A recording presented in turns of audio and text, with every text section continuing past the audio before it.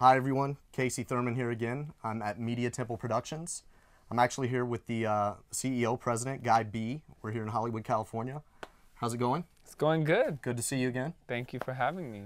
So basically we want to give the audience a little bit of a background of how you came to find Roger Burnley and working with him along the way. He said you fought him quite a bit. Ah, still do. Yeah, right. I'm a hard head here. So about what age did you find him? What were you doing at the time? I guess start from there. I found him at around 17 years old, and I was basically one of those kids who grew up loving my favorite voices that I listened to all day long, which at the time was like Whitney Houston and Boyz II Men and Mariah Carey and Peabo Bryson and Luther Vandross and you know, all the, like, at that time it was like all the soul singers, and I loved alternative stuff as well, but it was that singing that made me really fall in love with wanting to do it myself.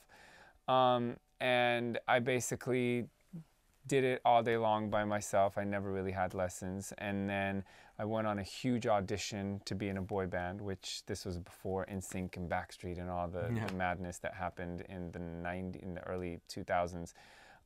And when I sang live, I was fine, and I made the audition out of a lot of people who did it. But then once they got me for the first time ever in the recording studio, and they were like, sing this, oh, that's sharp, and that's flat, and it's too loud, it's too soft, it's not strong enough, it's not da da da. And I'm like, whoa, you know, I'd never been in a recording studio. And actually somebody who I respected and was the one producing the whole group was like, oh, well, you have a pitch problem. You're not good enough to be in this boy band. So they basically kicked me out. Oh, wow. But it really affected me because it was after the whole process of making the audition and of all the meetings and parents and, you know, signatures and managers and labels and stuff. And it was just, I felt that that was like my dreams were crushing, basically. But I also felt that I knew I was better than that. I knew that I had the ability and had the talent and the passion and the love to do this, and that you know, there was some things that obviously I needed to work on.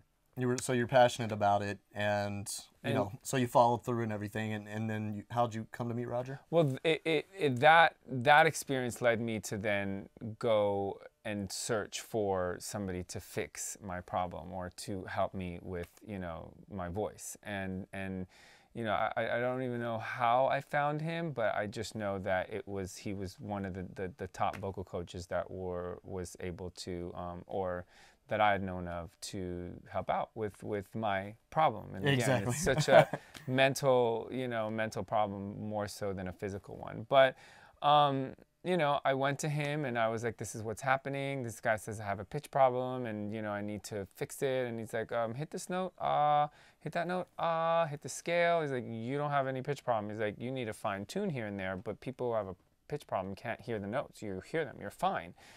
And you know, he really kind of helped me connect to my voice on a physical level and really get through a lot of that mental stuff. It took a lot longer, but he really understands the voice so well and the physical apparatus that creates it, that he explained it in a way. And it took a while because I was like, no, I was told that I have a problem, you know. And so it was more a mental thing than a physical thing, you know. So he was able to actually help you with the mental part of it as well. Yeah. He's, you know, he's really great at being intuitive as far as like what is happening in the artist that he needs to kind of loosen up, because it's really all about opening and trusting and allowing and you know, just having more confidence and more a different approach than the fear, insecure, scared, not sure of. And he's great and you were talking about helping you getting in touch with your own voice and everything. Right. Yes. So, you know, after I fought him and said, you're wrong and you don't know what you're doing, and, you know,